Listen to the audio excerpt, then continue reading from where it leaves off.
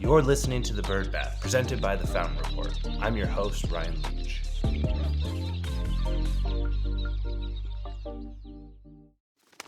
Welcome back to The Bird Bath. Each week, we scrape the surface of the news you need to know, so let's get into it.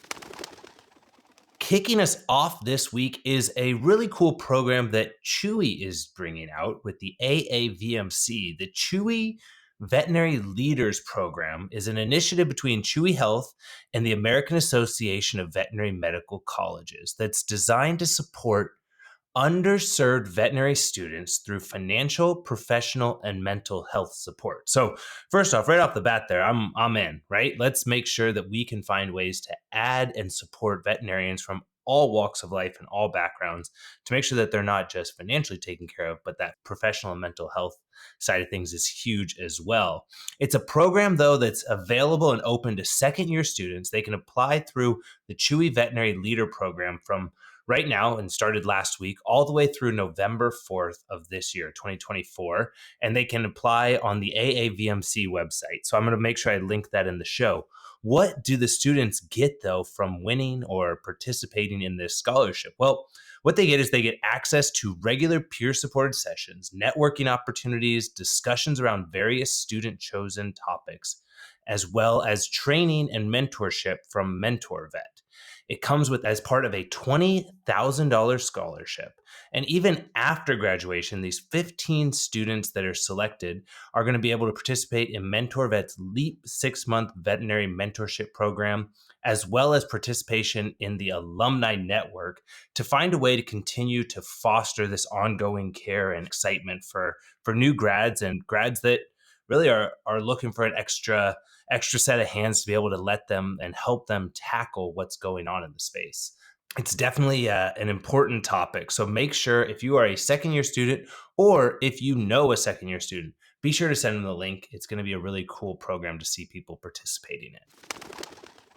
Next, Instinct Sciences, which I always knew as a whiteboard company and a PIMS provider, but is now a full suite of software products, has released the State of ER and Specialty Veterinary Care in 2024 report. They surveyed over 545 professionals in the ER, specialty, and urgent care practices and found some really interesting trends. It's things that I think we're seeing and expecting, but whenever we can have people that are actually doing these studies and research to figure out what's truly happening, it's always an appreciated data point for us. So what Instinct found in this survey, this is the second year that they've done it, what they found was 59% of practices reported about the same or lower volumes as last year.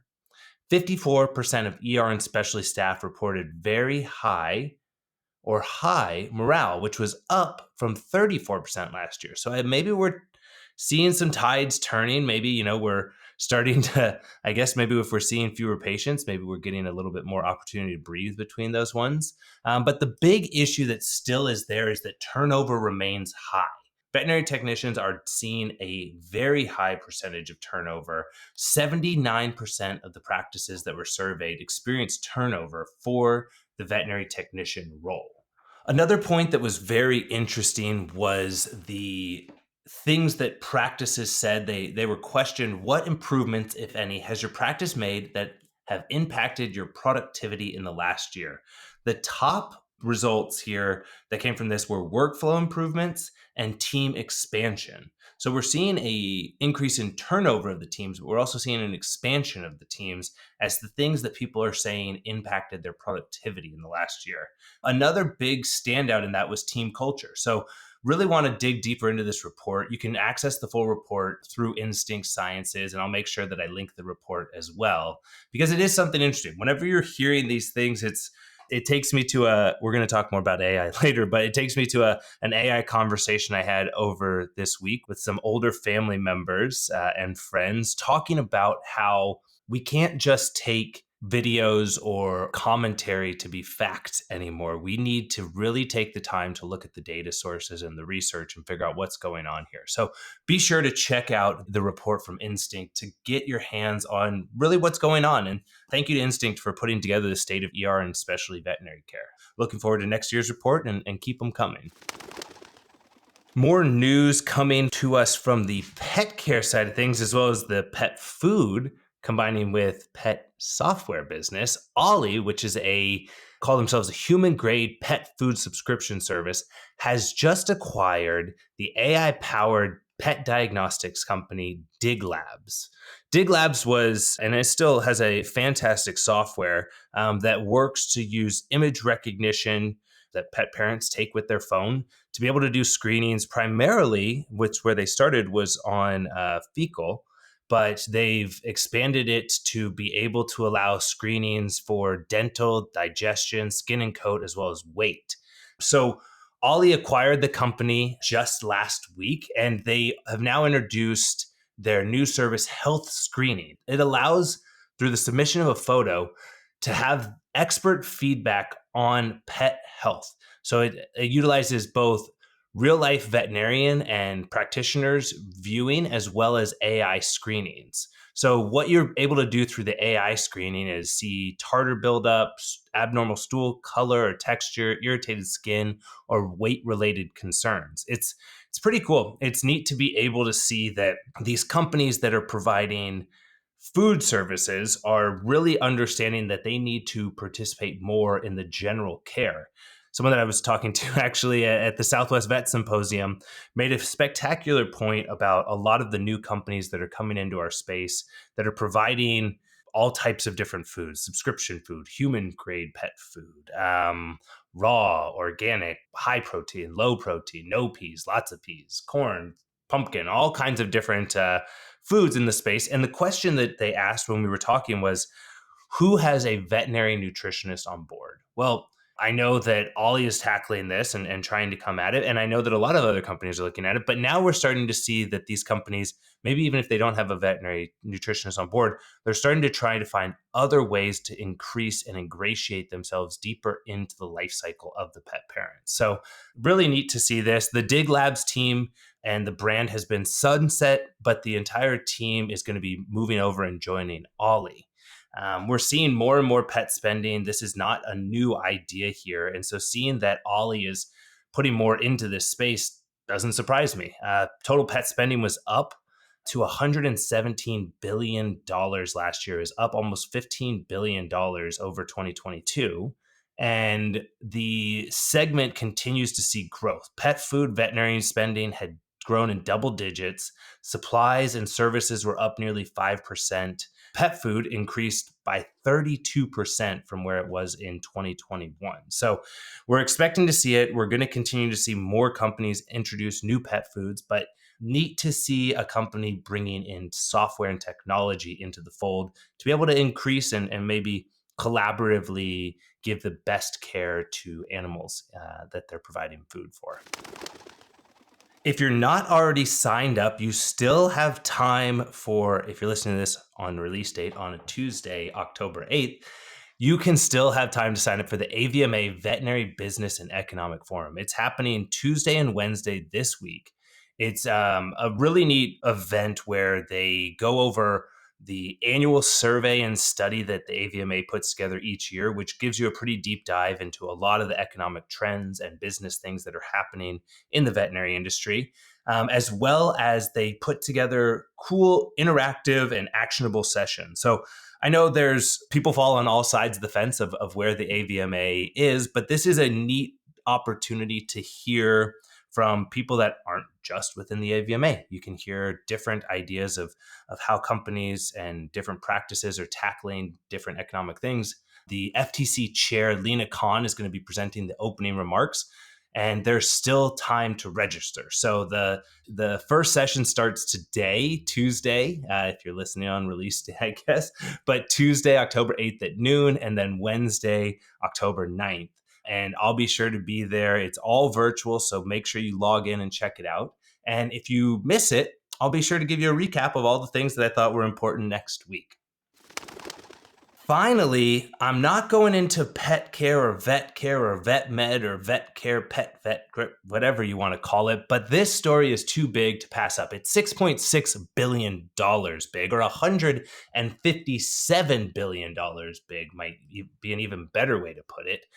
And if you don't know what I'm talking about, I'm talking about OpenAI. They have just closed the largest investment round of a private company in history, a $6.6 billion investment, which values OpenAI at $157 billion. It's one of the most valuable private companies in the world, and it hasn't been around that long.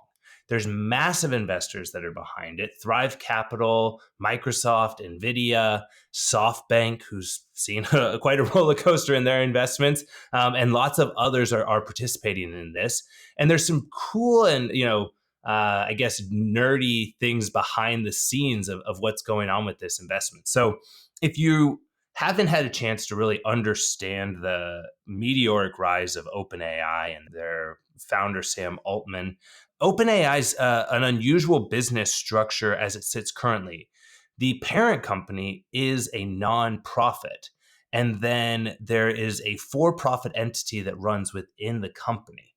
So you have some very early investors, people like Elon Musk, Reed Hastings, lots of famous names that you would know that donated, in many senses, money to OpenAI's nonprofit as a way to advance AI technologies into the future and bring it to the world. Well, there was also OpenAI, the for-profit company, which is what a lot of us are interacting with ChatGPT or Dolly or any of these other wild technologies that OpenAI is bringing to the market. And so if you've ever had a subscription, it wasn't going to the nonprofit, it was going to the for-profit business. But that all has sort of taken a bit of a roller coaster ride over the past few months, when Sam Altman was ousted and brought back in with all kinds of wild stories. And if you haven't done this, there's a really interesting and probably somewhat biased reporting, but I can't go too deep into that side of it, but there's a show called Foundering that covered a lot of the background of Sam Altman. And it's worth knowing what's going on with OpenAI. Whether you're in the technology space or not, it is going to touch every part of what you do in life. So all this to say, one of the really unique factors about this $6.6 billion of funding is that the funding is in the form of a convertible note, and the conversion to equity hinges on the company structurally changing from a nonprofit to a for-profit company. The nonprofit would still remain in as an entity, but would no longer be the majority shareholder of the business. There weren't exact reports on whether it was going to become a 49% holder or a 1% in the nonprofit, but it is going to allow the uncapped returns for investors. It's going to allow it to operate as a traditional business with this huge funding. And the wild thing in the putting it into reference, because once you start talking about $1 billion or $10 billion, or in this sense, $157 billion, it's difficult for me to be able to wrap my head around what that means structurally or in reference to other businesses. So I took a moment to put together a list of other companies in our industry that aren't worth $157 billion. So these companies combined are less than the entire valuation of OpenAI. OpenAI is worth more than 87% of the S&P 500 companies, but combined, Zoetis, IDEX, Chewy, Petco, PetIQ, and Elanco all together at their current market cap are $147 billion. So you could still sneak in an extra small $10 billion company in there. But just think about the massive impact on every single one of our lives that Zoetis, IDEX, Chewy, Petco, PetIQ, Elanco, and another, $10 billion worth of business have. And that comes to the valuation of where OpenAI is sitting today. So it might not be something that is exciting to you, but it's definitely something that you owe it to yourself and you owe it to your future to understand what's going on around the AI space. So really neat stuff here. Love digging into this. I know it's not pet or vet med world, but going to be important, and we're going to continue to see more and more growth around AI businesses in our industry. And for more on these and other stories, join us by subscribing to the Fountain Report. There's always a link in the bio. And don't miss out on any episodes by subscribing and rating the show. For the Bird Bath, I'm Ryan Leach. See you next week.